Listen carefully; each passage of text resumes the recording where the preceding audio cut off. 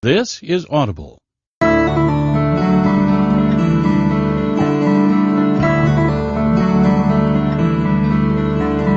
John Wiley & Sons presents Managing Anxiety with CBT for Dummies by Graham Davey, Kate Kavanagh, Fergal Jones, Lydia Turner and Adrian Whittington. Read by Simon Slater.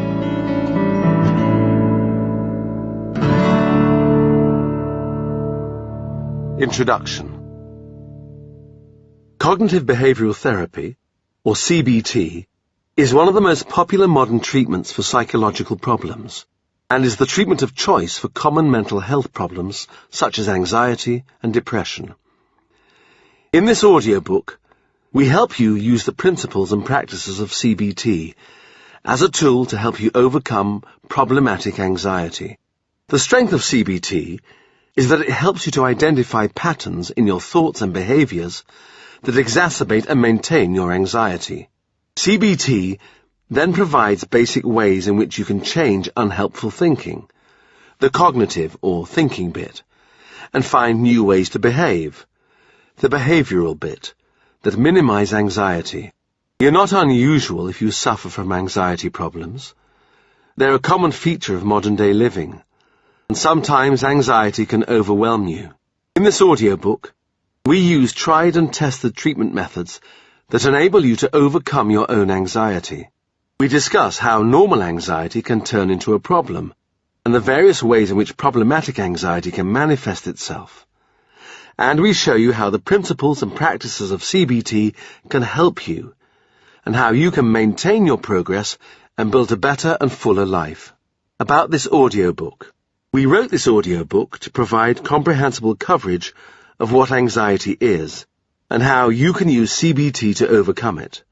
The audiobook covers knowing what anxiety is and how it can become a problem, understanding your own anxiety, and drawing up a map of your anxiety that helps you explain what causes it and what maintains it.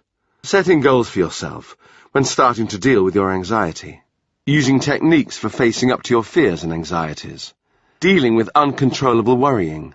Identifying unhelpful rules you use that maintain your anxiety, and providing you with various techniques to change these rules and errors of thinking.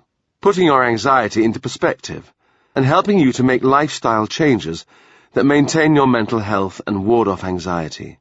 We've tried to adopt a simple style, and we provided interesting activities and examples that we hope you find accessible and even entertaining. Most importantly, we hope that you find out a little about CBT and are able to use it in the context of your own life to help you understand and manage your own anxiety. However, if your anxiety is causing you considerable distress to the point where it's interfering significantly with the things you need to do each day and with your enjoyment of life, then we recommend that you seek professional help to provide you with an additional helping hand.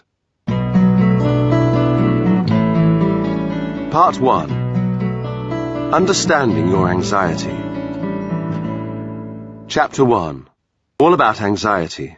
Anxiety is just one of a number of important emotions that you experience on a daily basis, and that have important effects on the way you think and behave.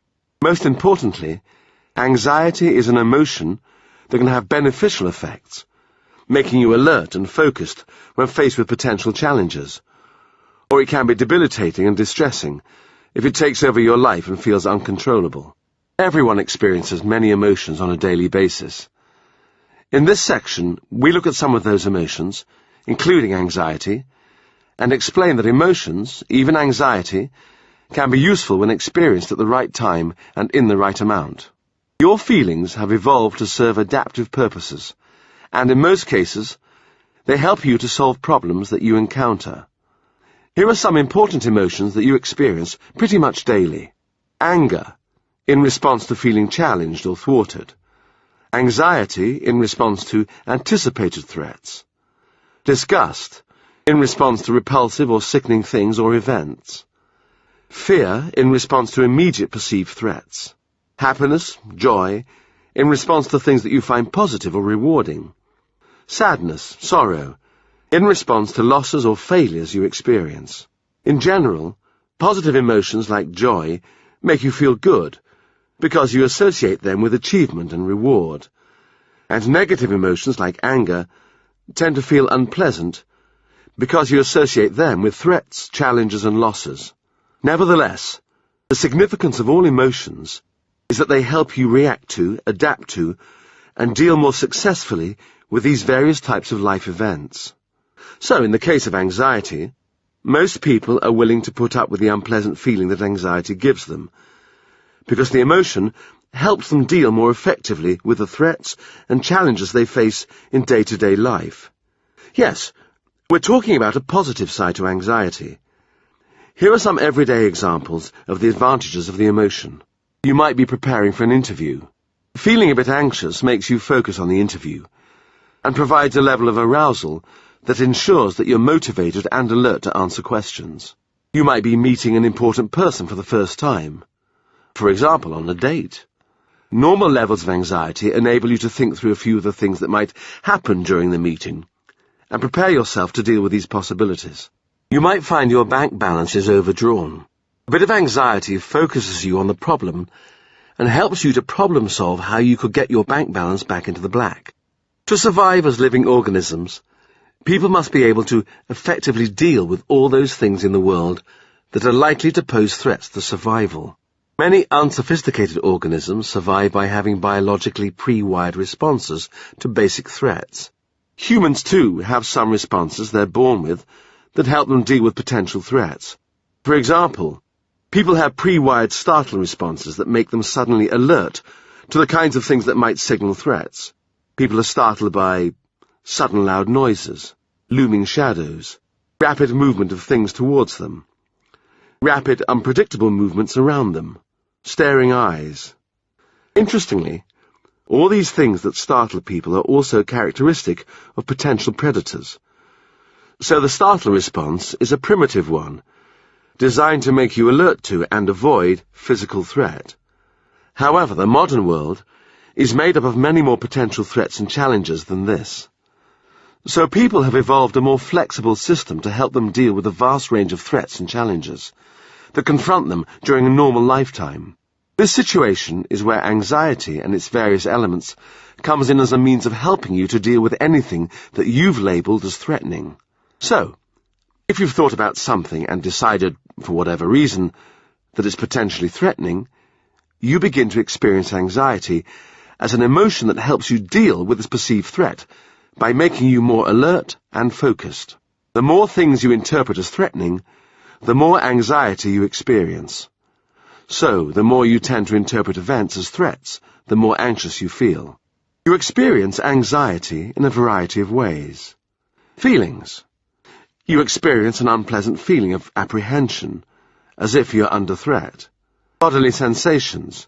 You may have tense muscles and a dry mouth, a shirt stuck to you with sweat, and be trembling and struggling to swallow.